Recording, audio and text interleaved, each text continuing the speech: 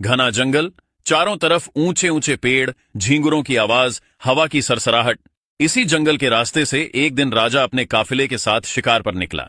राजा के चेहरे पर उत्साह था, कंधे पर धनुष, पीछे सैनिक, घोड़े, रथ और झंडे। लेकिन जैसे जैसे वो आगे बढ़ते गए, जंगल और घना होता गया। दूर दूर तक कोई जानवर नहीं दिख रहा था। राजा बोला, अरे ये क्या बात हुई, यहां तो न शिकार है न आवाज, चलो आगे चलते हैं। काफिला आगे बढ़ा। अचानक दूर किसी पहाड़ी के पास झाड़ियों के पीछे कुछ हलचल सी दिखाई दी। राजा ने इशारा किया, लगता है डाकुओं का ठिकाना है, सावधान रहो। उसी वक्त पास के एक पेड़ पर बैठा एक तोता जोर जोर से चिल्लाने लगा, पकड़ो पकड़ो, एक राजा आ रहा है, इसके पास बहुत सारा खजाना है, लूटो लूटो, जल्दी आओ जल्दी आओ। तोते की आवाज सुनकर जंगल गूंज उठा और कुछ ही पलों में डाकू अपने हथियार लेकर पेड़ों के पीछे से निकल पड़े। राजा और उसके सैनिक घबरा गए। राजा बोला, भागो, अपनी जान बचाओ। सारे सैनिक और राजा जंगल की पगडंडी पकड़कर भागते भागते कोसों दूर निकल गए। कहीं रुकने की हिम्मत नहीं हुई।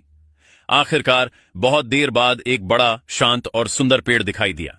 थके हुए राजा ने कहा, चलो यहां थोड़ा विश्राम कर लेते हैं।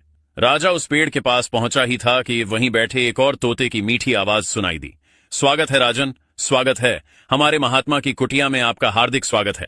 आइए जल ग्रहण कीजिए, विश्राम कीजिए, यहां आप सुरक्षित हैं। राजा ठिठक गया। उसके चेहरे पर आश्चर्य था। वो मन ही मन सोचने लगा, अजीब बात है, एक तोता वहीं जंगल में डाकुओं की भाषा बोल रहा था, लूटो लूटो, और दूसरा इतना विनम्र, इतना सुसंस्कृत, आखिर ये कैसे संभव है। राजा उस मीठे बोल वाले तोते की बात मानकर कुटिया की ओर बढ़ गया। वहां एक साधु ध्यान में लीन बैठे थे। राजा ने आदरपूर्वक प्रणाम किया और सारी कहानी सुनाई। राजा बोला, गुरुदेव, ये कैसा चमत्कार है, दोनों तोते एक ही जंगल में, एक ही जैसे दिखने वाले, फिर भी एक डाकुओं की भाषा बोलता है और दूसरा संतों जैसी वाणी, ऐसा क्यों। साधु ने आंखें खोली, मंद मुस्कान के साथ बोले, राजन, ये कोई चमत्कार नहीं, यह तो संगति का असर है। राजा चकित होकर बोला, संगति का असर। साधु ने कहा, हां राजन, संगति का असर। वही तोता जब डाकुओं के पास रहता है तो उनकी ही बोली बोलने लगता है, हिंसा, लालच और लूट की बातें। और जो तोता यहां साधु संतों के संग रहता है, वह विनम्र, शांत और शुभ बोल बोलता है। वातावरण और संगति दोनों ही हमें गढ़ते हैं।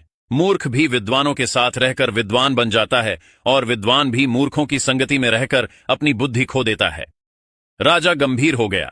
वह बोला, आप ठीक कहते हैं गुरुदेव, संगति ही मनुष्य का भविष्य तय करती है।